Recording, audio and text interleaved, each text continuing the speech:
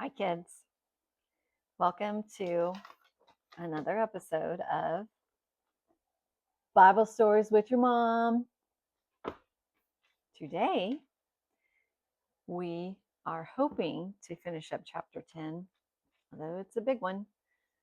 We will see how far we get. I must confess, I had to call Nanny and get some advisement on how to say these two names because there is Elijah and Elisha.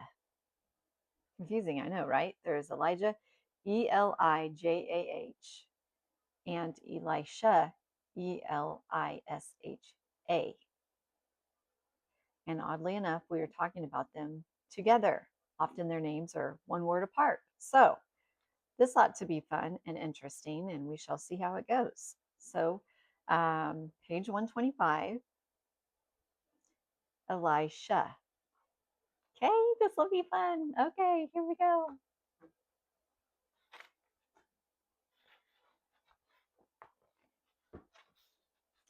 Elisha. While Elijah and Elisha were traveling together, Elijah ordered Elisha 3 times to stay behind, but Elisha refused. When they came to the Jordan, Elijah struck it with his cloak, and the water separated, so that the 2 men were able to cross the river on dry ground. Elijah asked Elisha to tell him what he wanted before the Lord took him to heaven. Elisha replied, "Please give me a double portion of your prophetic spirit." Elijah said that it would be difficult, but if Elisha saw him when he was taken into heaven, he would know the Lord had granted his request. Suddenly, a chariot of fire appeared and carried Elijah to heaven in a whirlwind. Elisha picked up Elijah's coat and struck the waters of Jordan and crossed on dry ground. When the other prophets saw what had happened, they shouted, "The Spirit of the Lord has energized Elijah and now rests on Elisha." Like Elijah, Elisha became God's prophetic spokesman to the kings of Israel, and his miracles confirmed he was a true prophet.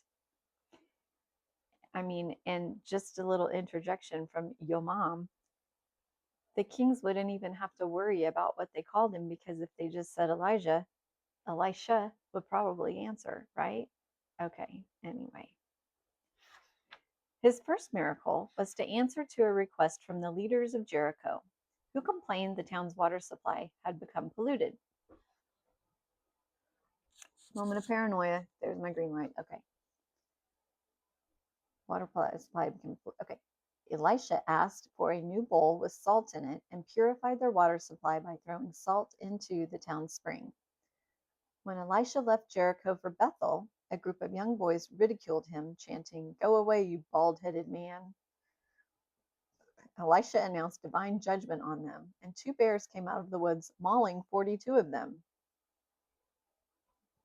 It is like tough in biblical days. Tough. King Mesha of Moab refused to pay tribute to King Joram of Israel, so Joram assembled his army for war. He asked King Jehoshaphat of Judah to join forces with him, and the king of Edom also joined them. But after the armies had marched south for 7 days, they ran out of water. Jehoshaphat recommended they seek help from a prophet. When they asked Elisha, he sarcastically told Joram to get help from the pagan prophets his father and mother worshipped. But out of respect for Jehoshaphat, Elisha promised that the valley they were camped in would have water and they would defeat Moab. The next day, the valley was filled with pools of water that looked like blood to the Moabite army, so they attacked, thinking the 3 kings had turned on each other. They were caught by surprise by the Israelite army and retreated to Moab. Israel destroyed several cities and attempted to capture, oh, here's one I didn't look up, Kirhareseth, but Moab's king sacrificed his oldest son on the city wall, causing the Israelites to withdraw and return home. Unlike those who served pagan gods, Elisha used the Lord's power to help people. The widow of a prophet who served Elisha asked for help when a creditor threatened to take her two sons as slaves. All she had was a small flask of oil. Elisha told her to get as many empty jars as she could find and fill them. The supply of oil did not run out until she had filled all the jars. Elisha told her to sell the oil and pay her debt. She had enough money left over for her and her two sons to live on. Whenever Elisha visited the town of Shunem, he stayed at the home of a wealthy woman. When Elisha found out the woman didn't have any children, he promised her a son. However, when she finally had her son, he died unexpectedly as a young boy. The woman didn't tell anyone her son had died because she was confident Elisha could raise him from the dead. Elisha's servant tried to restore the boy's life but couldn't. Elisha brought the child back to life by praying and lying down on the boy's body. Elisha's power was also revealed in miracles related to food. When one of the prophets unknowingly put poisonous herbs in a pot of stew, Elisha threw in flour that neutralized the poison. Elisha also multiplied 20 loaves so there was enough to feed 100 people with bread left over. Elisha's ministry was not limited to the people of Israel. Naaman, a distinguished commander of the Aramean army, had leprosy, but he was informed about this prophet in Israel who could heal him. The king of Aram offered to help by providing Naaman with a letter of introduction to the king of Israel, along with gifts of silver, gold, and expensive clothes. When the king of Israel heard what Naaman wanted, he tore his clothes in despair. He thought it was a ploy to start a war. When Elisha heard how the king had responded, he sent a following message: "Why are you complaining? Send Naaman to me. I will heal him, and he will know there is a prophet of the Lord in Israel." Naaman went to Elisha with his military escort of chariots and waited at the door of his house. Elisha didn't come out. Instead, he sent his servant to tell Naaman to go wash 7 times, 7, in the Jordan River. I'm itchy. Naaman was insulted and left in a rage. He said, "Aren't the rivers of Damascus better than any rivers of Israel?" His officers calmed him down and persuaded him to at least try. He had nothing to lose, they reasoned. When Naaman dipped himself 7 times in the Jordan, he was cured of his leprosy. They went back to Elisha's house with the gifts, and Naaman said, "Now I know there is no God in all the world except in Israel." Elisha refused the gifts and told Naaman, "Go in peace." But Gehazi, Elisha's servant, secretly followed Naaman and told him that Elisha had changed his mind and wanted the gifts. Naaman gave him twice as much as he originally offered. When Gehazi returned home, Elisha confronted him, knowing what he had done. Elisha said, because of this, you and your family will suffer from leprosy forever." As soon as Gehazi left the room, he was covered with leprosy. There was no limit to Elisha's miracles. When the prophets were cutting logs for a new building, and the axe head flew off its handle and into the Jordan, Elisha threw a stick into the water, and the head floated to the surface so Elisha could grab it. When the king of Aram would make plans to attack cities in Israel, Elisha knew their plans in advance and would warn the king, who would tell the cities to prepare. This happened so many times that the king of Aram became suspicious. One of his officers told him it was Elisha, and that he even knew what the king was saying in his own bedroom. The king found out Elisha was at Dothan and surrounded the city under the cover of darkness. Elisha's servant woke up the next morning and was terrified to see the Aramean troops. Elisha told him to look again. This time he saw that the hills were filled with chariots of fire. When the Arameans advanced, Elisha asked the Lord to blind them. Then Elisha led them to Samaria and asked the Lord to open their eyes. The king of Israel wanted to kill them, but Elisha told him Elisha told them to give them food and set them free. The king of Aram surrounded Samaria and attempted to starve its people to death. The people became so desperate for food they resorted to cannibalism.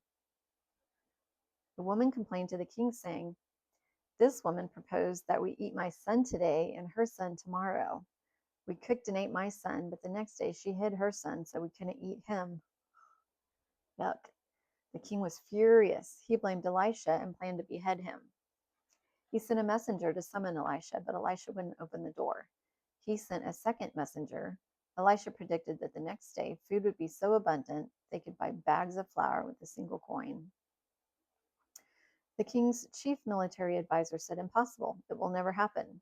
Elisha said because of his skeptical attitude, he would not live to enjoy the abundant provision. The next day, 4 lepers decided it was better to surrender to the Arameans than starve to death. They sneaked out of the city at sunset and headed for the camp. But when they arrived, they were shocked. The Lord had frightened the Arameans with sounds of an approaching army, and they had fled, leaving behind all their supplies. The lepers gorged themselves on food and wine, but then felt guilty. If we don't tell the people in the city, something terrible will happen to us. When it was reported to the king that the Arameans had abandoned their camp, he thought it was a trap and sent out scouts to see if it was true. Then the king ordered his advisor to control the people, but instead they stampeded out of the city and trampled him to death, as Elijah had predicted. Elisha, my bad, Elisha. Though Elisha was stern when confronting his opponents, he was a man of compassion to those who needed help. He warned the woman whose son he had brought back to life about a famine and told her to leave Israel. She returned after 7 years, but had lost her house and land. She decided to appeal to King Joram. Though Joram hated Elisha, he had asked Gehazi, Elisha's servant, to tell him about the prophet's amazing ministry. Gehazi was telling the story about Elisha raising the widow's son right when she walked in to ask for help. When she confirmed that it was accurate, King Joram returned her property plus the income lost during her absence. Elisha's reputation as a prophet of the Lord was known beyond the land of Israel. When Ben-Hadad, the king of Aram, became gravely ill and heard Elisha was in Damascus, he sent his advisor Hazael to ask the prophet if he would recover. Elisha told Hazael to tell the king he would recover, even though he knew Ben-Hadad would die. Elisha looked straight into the eyes of Hazael and predicted he would become the next king of Aram. But then Elisha began to cry. Hazael asked, "Why are you so sad?" Elisha said, "Because I know when you become king, you will attack Israel and brutally slaughter men, women, and children." Hazael returned and told Ben-Hadad that he would recover, but the next day he murdered Ben-Hadad by smothering him with a blanket soaked in water. Then he seized the throne. I think we're going to break for now. We're in the middle of page 130. There is really no good breaking point, but we've got quite a few more pages to go, and I don't want to lose your attention. So we're going to call it good for today. And I'm going to try to mark my place here so we know. Maybe I'll do it this way. Okay. So that concludes our little episode for today, kids. I will see you next time. Bye.